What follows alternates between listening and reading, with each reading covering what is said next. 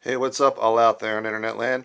Today I want to share a really cool story from my playing career when I got to meet Joe Pass's daughter.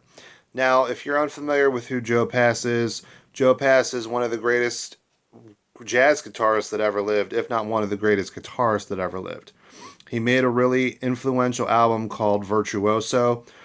Supposedly, he just played all of the tunes on the album from memory, a lot of jazz standards, and he basically just played with a hollow body guitar. And as far as I know, the engineer just had one mic on the hollow body guitar.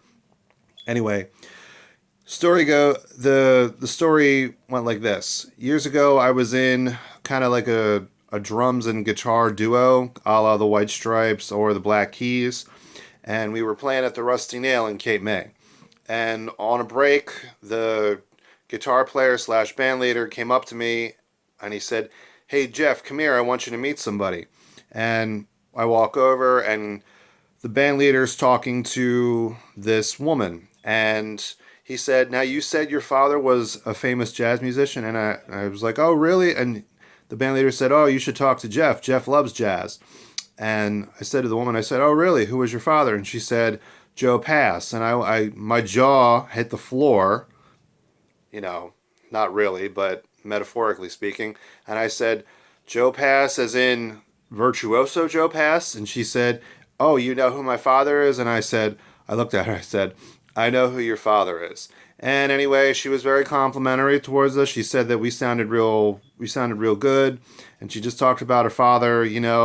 Her father had some low points in his life. He spent some time in prison. But as far as I know, he used that time to really kind of learn how to play the guitar. And, of course, he turned his life around and became one of the greatest jazz musicians that ever lived.